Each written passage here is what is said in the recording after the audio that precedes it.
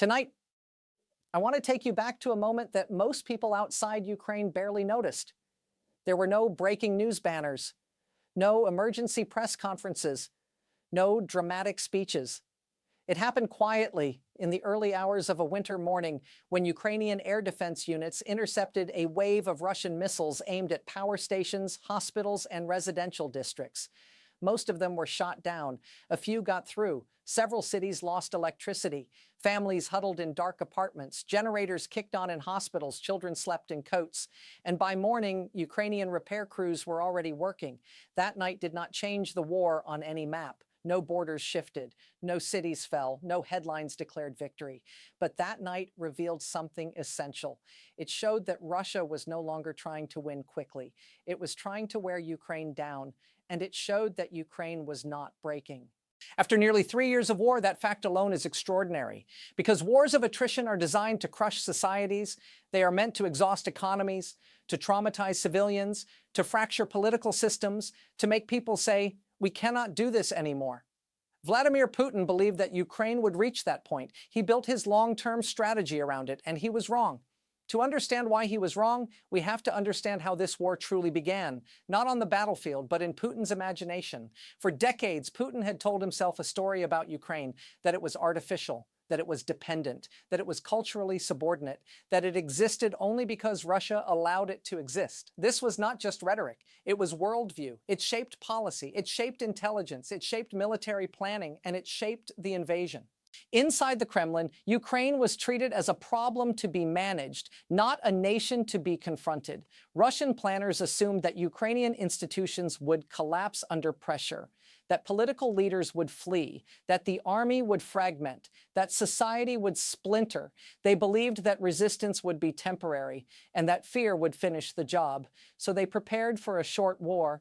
They stockpiled propaganda. They drafted victory speeches. They assembled occupation administrations. They recruited collaborators. They even printed textbooks for reintegrated regions. What they did not prepare for was solidarity. They did not prepare for millions of people deciding simultaneously that they would not surrender their future. When Russian troops crossed the border in February 2022, Ukraine did not react like a weak state. It reacted like a living organism. Information spread instantly. Local governments mobilized. Volunteers organized logistics. Businesses converted production. Universities became shelters. Churches became supply centers. Neighborhoods became defense zones. It was spontaneous. And it was disciplined. And it shocked the invaders. Russian columns stalled because civilians blocked roads. Units were ambushed because villagers shared coordinates. Convoys were destroyed because teenagers uploaded videos. The digital age had turned every smartphone into a weapon, every citizen into a sensor, every town into a node. This was not part of Putin's plan. By the end of March 2022, the invasion had already failed in its primary objective. Kyiv was standing, the government was functioning, the army was intact, and Russia was retreating from the north. It was the first major humiliation, and it set the tone for everything that followed. From that moment on, Putin was no longer fighting for victory. He was fighting to avoid defeat. That is a crucial distinction because leaders fighting for victory take risks. Leaders fighting to avoid defeat cling to illusions. They escalate, they deny, they blame, they punish, they repeat mistakes, and that is exactly what happened. Russia shifted strategy from decapitation to destruction, from rapid conquest to slow devastation, from political takeover to physical erasure. Cities like Mariupol, Bakhmut, Avdiivka became symbols of this shift. They were not captured. They were annihilated block by block, hospital by hospital, school by school. What Russia could not control, it tried to erase. But destruction did not bring submission. It brought resolve. Each ruined city became a national memory. Each mass grave became a moral line. Each survivor became a witness. And Ukraine's identity hardened. At the same time, the world was watching and learning. Western governments had expected collapse. Instead, they saw competence, resilience, discipline, strategic thinking. They saw a partner, not a victim, and that changed policy. Military aid expanded, training intensified, intelligence sharing deepened, economic support increased. What began as emergency assistance became long-term partnership. Ukraine was being woven into a global security system, not formally, but functionally. And Putin understood what that meant.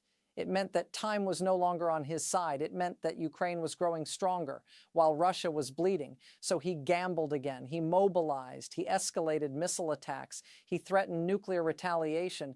He leaned on propaganda. He tightened repression. He tried to frighten the world into backing away. But fear did not work, because by then, Ukraine had become more than a battlefield. It had become a symbol of what happens when a society refuses to disappear.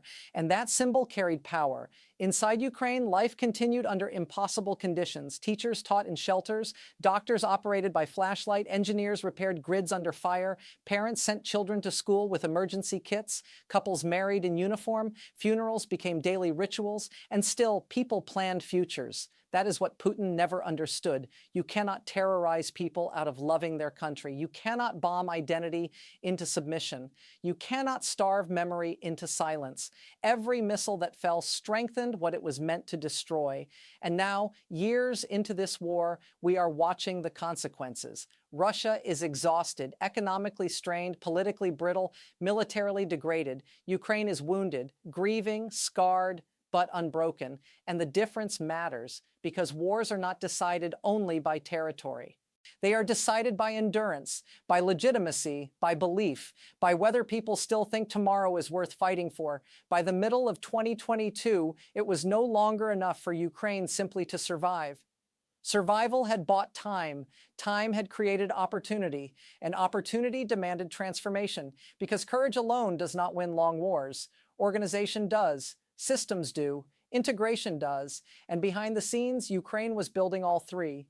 It was happening quietly, far from the front lines, in training bases in the United Kingdom, in coordination centers in Germany, in intelligence hubs in Poland, in secure facilities in the United States. Ukrainian officers were being immersed in a different way of fighting, not the rigid top-down Soviet inherited doctrine they had grown up with, but a flexible, networked, information-driven model. They learned how to synchronize infantry, armor, artillery, drones, and air defense.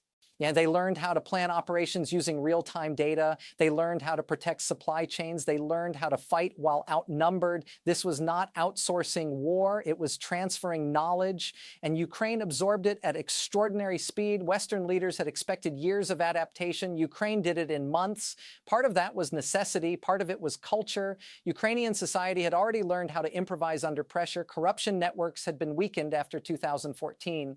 Civil institutions had matured. Local governments had learned crisis management during COVID. The country had practiced surviving shocks. So when Western systems arrived, Ukraine was ready. The first transformation came through intelligence. Before 2022, Ukraine had limited strategic awareness. After 2022, it was integrated into a global surveillance web, satellite imagery, signals interception, drone feeds, radar tracking. Cyber monitoring, all flowing into Ukrainian command. Suddenly, Russian movements were visible. Patterns emerged. Weak points appeared. Surprises disappeared. War became data-driven, and data is decisive. Then came precision. Long-range artillery, guided rockets, counter-battery radar. These systems allowed Ukraine to destroy Russian assets without mass bombardment. They targeted depots, bridges, command posts, repair facilities, fuel hubs. They did not fight Russia's army. They dismantled its nervous system. And without a nervous system, armies collapse. HIMARS became the most famous symbol of this shift, but it was only one element.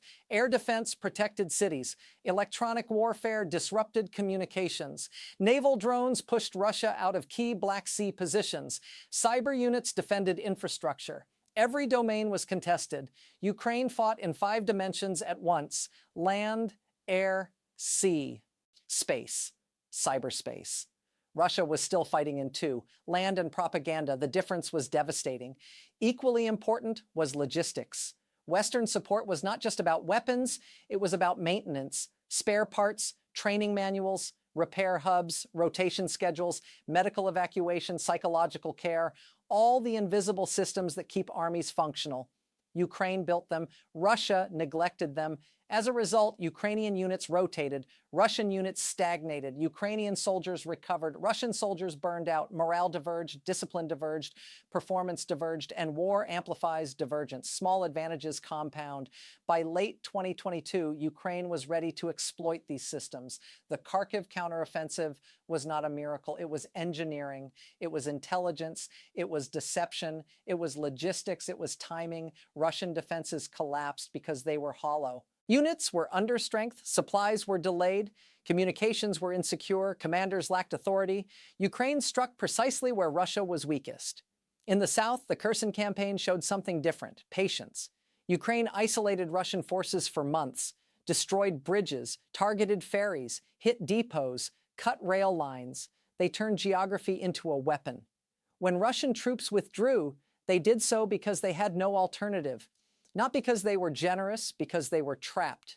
At the same time, Ukrainian engineers were building domestic capacity. Drone factories, software teams, repair workshops, underground production, war accelerated innovation. Startups became suppliers, universities became research centers, garages became labs. Ukraine was becoming a war economy, not in ideology, in function, and it worked. Meanwhile, Russia was improvising. It turned to Iran for drones, to North Korea for ammunition, to smugglers for electronics, to middlemen for spare parts. The supposed great power was scavenging, and everyone knew it. Sanctions mattered here, not because they caused immediate collapse, but because they eroded capability. Over time, Russia lost access to advanced semiconductors, to precision machinery, to aerospace components, to software updates. Maintenance became impossible, quality declined, accidents increased, readiness fell. War is about replacement. Ukraine could replace losses. Russia increasingly could not. This imbalance became political. Every Ukrainian success strengthened Western resolve. Every Russian failure weakened international support. Putin found himself isolated, dependent on unreliable partners, trading sovereignty for supplies, and still Ukraine advanced. Not fast, not easily, but methodically. Each operation was designed to preserve lives, to maximize impact, to minimize waste. Because Ukraine understood something crucial, this war would be long, and endurance mattered more than spectacle. Inside Ukrainian society, this transformation created confidence. People saw results. They saw competence. They saw planning. They saw purpose. Trust in institutions grew, even under bombardment, even under grief. That trust became a strategic asset. Russia, meanwhile, lost it. Mobilization was chaotic. Training was rushed. Equipment was scarce. Units were patched together. Leadership was inconsistent.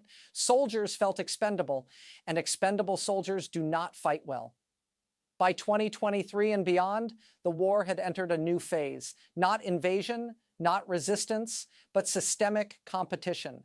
Two models confronting each other: open coordination versus closed control, adaptation versus rigidity, truth versus performance. And Ukraine was winning that competition at immense cost, but with remarkable consistency. In part 3, we will examine how this military transformation reverberated inside Russia itself, how battlefield failures triggered political paranoia, elite fragmentation, and a growing crisis of legitimacy around Vladimir Putin. There is a moment in every long war when the battlefield stops being the most important front, when the decisive struggle shifts inward, from trenches and drones and artillery, to psychology, to legitimacy, to belief.